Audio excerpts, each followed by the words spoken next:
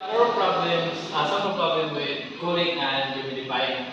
So the first one, we have the given T1 is equals to 28 degrees Celsius. We have T2 is equals to 14 degrees Celsius. We have PA is equals to 9 degrees Celsius. So we are solving for the BPF.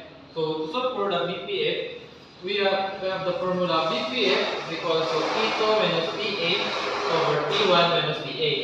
So substitute the given, we have 14 minus 9 over 28 minus 9. We have the BPF is equal to 0.263.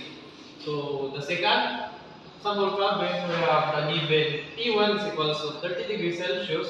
We have the TA is equals to 10 degrees Celsius. We have the BPF of 0.15. Same with the first one, we will use BPF is equals to T2 minus PA over T1 minus PA. So to solve for the T2, we substitute the given 0.15 equals to T2 minus 10 over 30 minus 10. We shift solve and we get the T2 of 30 degrees Celsius.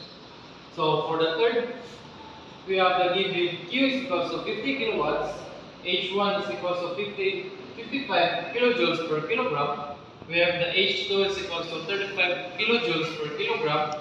So we are solving for the mass flow rate. So to solve for the mass flow rate, we use the formula Q is equals to M times H1 minus H2. Substitute the given, we have 50 is equals to M times 55 minus 35. So we got the answer of mass flow rate of 25 at 2.5 kilogram per second.